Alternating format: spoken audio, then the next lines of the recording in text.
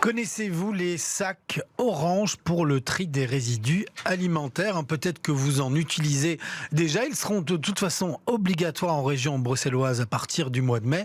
Mais pourquoi ne pas vous familiariser, si ce n'est pas le cas, avec leur utilisation dès maintenant? C'est ce que vous propose Bruxelles Propreté. Pour en parler, nous recevons Camilla Piloto. Bonjour. Bonjour. Vous êtes porte-parole de Bruxelles Propreté. Alors pourquoi est-ce que c'est si important de trier les déchets? On le sait, mais les déchets alimentaires.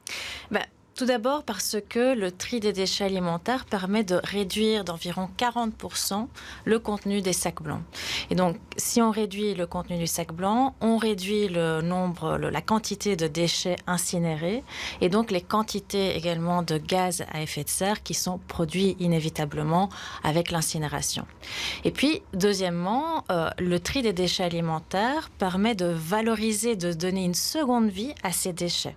Ces déchets sont envoyés dans une usine de biométhanisation, donc on en fait du biogaz. Ce biogaz est transformé en électricité et en chaleur, et puis la matière restante est utilisée comme compost dans l'agriculture. Donc finalement, c'est un geste simple que nous demandons aux Bruxellois, mais à travers lequel tous les Bruxellois ont la possibilité d'agir concrètement en faveur du climat et de l'environnement. Et ce sont en tout cas de nouvelles habitudes qu'on va devoir acquérir, certainement en tout cas à partir du mois de mai, puisque ces fameux sacs orange vont devenir obligatoires. Alors peut-être pour que justement les gens commencent à s'habituer à cette réalité, à cette existence des sacs orange, vous proposez aux Bruxelloises et aux Bruxellois de participer à un challenge dès à présent. On va en parler avec vous, mais je propose qu'on voit cet extrait vidéo de la campagne que vous avez réalisée pour évidemment informer les Bruxelloises et les Bruxellois. Et vous avez fait ça en collaboration avec 3 cuisiniers et c'est un message bilingue, vous allez l'entendre. Aujourd'hui, nous avons réuni 3 Bruxellois passionnés de cuisine. Mimi au Pays des Délices, Carlo de Pascale et Albert Verdeyen. Quels plats vont-ils pouvoir nous concocter ? Bonjour à tous. Welcome. Et à toutes. Welcome. On a quelques légumes de saison, les amis. Donc de l'ail, du persil, des oranges. On va faire un condiment. Je sens bien la petite gremolata. Dames en heren, we beginnen met een puree van wortelen, gremolata en een stuk vlees uiteraard. En un petit morceau de viande, En effectivement. een stuk vlees. Ja. Klein stuk vlees. Ja, wat. Les amis, c'est prêt.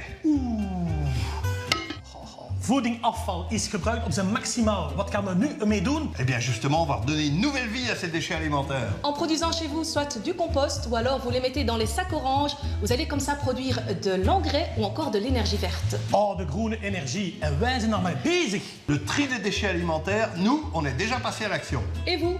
En jij? Et nous lançons le défi du Brussels Orange Challenge. C'est très facile, vous prenez 3 voisins, 3 amis ou 3 membres de votre famille et vous recevez chez vous le bac orange et vous commencez à trier vos déchets alimentaires. Voilà, on va expliquer dans un instant comment on peut participer à ce challenge. Mais avant, on va quand même s'intéresser à cette nouvelle réglementation. Et d'abord, la question peut-être que tout le monde se pose, même si on a quand même bien compris qu'on parlait de résidus alimentaires, qu'est-ce qu'on peut mettre ou qu'est-ce qu'on doit mettre exactement dans ces sacs orange? Tous les déchets de type alimentaire, donc les restes de repas, y compris les restes de viande et de poisson, les aliments périmés, sans l'emballage évidemment, mais aussi les sachets de thé, marcs de café et tout ce qui est essuie-tout, mouchoirs en papier, serviettes en papier. Et c'est bien plus que ce qu'on peut mettre dans un compost classique où là on ne met que des légumes qui n'ont pas été cuits ou des fruits, des restes de fruits qui n'ont pas été cuits. Là on peut vraiment mettre tout ce qu'on a préparé et qu'on n'a pas mangé. Oui, tout à fait. Après il y a d'autres déchets qui ne sont pas acceptés dans le sac orange, mais qui eux peuvent aller dans le compost. Et c'est pour cela justement que les différentes solutions proposées sont finalement complémentaires. Alors en toute logique, on imagine que beaucoup de Bruxellois qui vivent en appartement commencent à se poser beaucoup de questions et à se dire qu'ils doivent multiplier le nombre de poubelles dans leur cuisine. C'est sûr que c'est pas simple. Quelle solution vous allez apporter aux personnes justement qui vivent en appartement? Ils ne vont pas tous pouvoir déposer un sac orange sur le trottoir? Non, alors effectivement, nous sommes conscients de certaines réticences qui peuvent exister auprès des habitants d'appartements aux dimensions plus restreintes, tout à fait. Alors, tout d'abord, préciser que, alors oui, il s'agit d'un sac supplémentaire, mais ce sac ne va pas engendrer des déchets supplémentaires. Finalement, les déchets qui vont se retrouver dans le sac orange sont ceux qui étaient auparavant dans le sac blanc. Donc, le sac blanc va être réduit et finalement, les deux sacs vont s'équilibrer.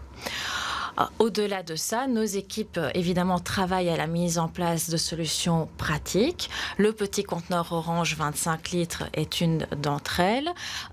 Et alors, plus spécifiquement pour les habitants des appartements ayant un contrat avec Bruxelles Propreté, nous allons fournir d'ici le mois d'avril des grands conteneurs de 240 litres qui prendront place à côté des autres conteneurs de tri. Et donc, finalement, les habitants de ces appartements pourront facilement évacuer leurs déchets alimentaires en allant tout simplement dans leur local à poubelle. Alors, il y a déjà eu des communes pilotes où on va chercher les sacs orange, des communes pilotes à Bruxelles.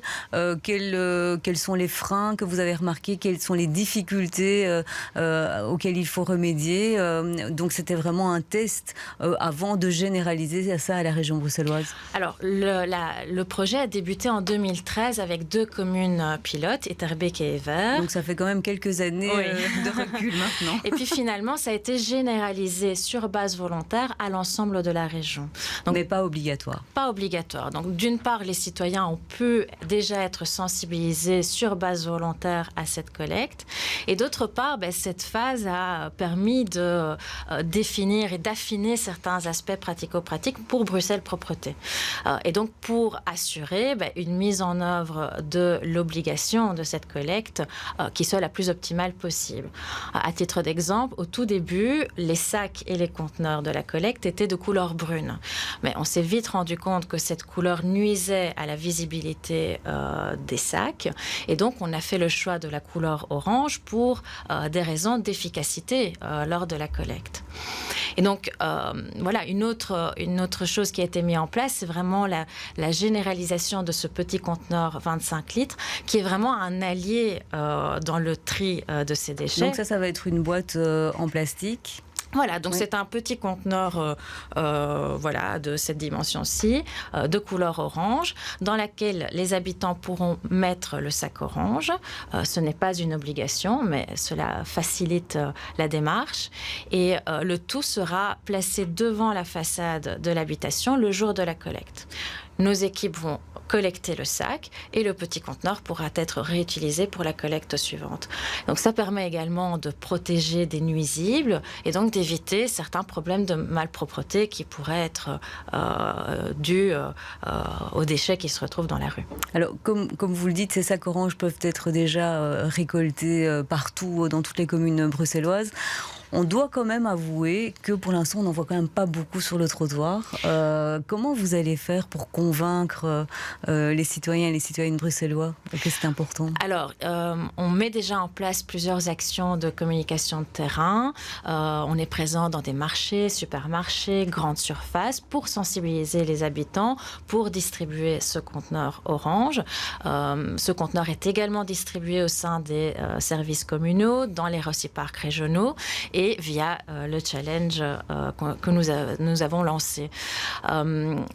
Voilà, la campagne de communication se poursuivra dans les mois à venir et des courriers sont également envoyés auprès des immeubles, des syndics d'immeubles. Donc voilà, il y a une large campagne de sensibilisation et de communication qui est prévue. Qui est prévu et qui prendra, j'imagine, encore du temps, même après le mois de mai. Comment est-ce que vos équipes sont parées pour ce renouveau avec cette généralisation des sacs oranges? Parce qu'il y a beaucoup de gens qui vont devoir s'y mettre et qui n'ont pas le choix. Tout le monde ne sera pas exactement peut-être bien informé dès le début sur quel genre de déchets peut y aller. Ça va vous demander beaucoup de travail, de vérification dans un premier temps? Alors, au niveau des contrôles, nous poursuivrons notre travail qui est déjà mené par notre service de recherche et verbalisation. Depuis 2010, il contrôle environ 500 sacs blancs par jour. Et donc, ce travail se poursuivra même après l'introduction de l'obligation du tri des déchets alimentaires. Et donc, après un certain temps, il y aura répression? Oui, bien sûr. Sous quelle forme? Sous la même forme que cela est fait actuellement pour les autres fractions de tri. Et peut-être encore une question qui pourrait peut-être intéresser de nombreuses personnes qui n'ont pas un local à poubelle, par exemple. C'est la fréquence à laquelle on va pouvoir déposer ces sacs oranges. Alors, la collecte en porte-à-porte se fera une fois par semaine. Concernant les immeubles à appartements, la collecte se fera par conteneur. Donc, comme je vous le disais, le local à poubelle sera d'une grande aide pour ne pas avoir ces déchets pendant une semaine dans l'habitation. Oui, avec une intention aussi de diminuer les collectes pour les sacs blancs, de diminuer la fréquence. Oui, tout à fait, parce que comme je vous le disais, l'introduction de ce tri obligatoire des déchets alimentaires va, par la force des choses, faire diminuer le contenu du sac blanc. Et donc, il a été décidé de diminuer également la fréquence des collectes de sacs blancs dans certaines communes, essentiellement les communes les moins densément peuplées.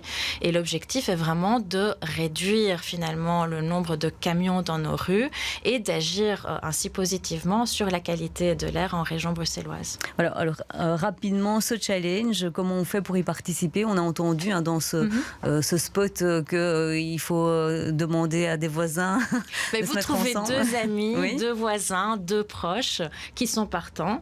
Vous vous inscrivez sur le site orangechallenge.brussels. Vous recevrez ainsi donc un conteneur orange de 25 litres qui sera livré soit chez vous en vélo cargo, soit dans un point relais proche de votre habitation.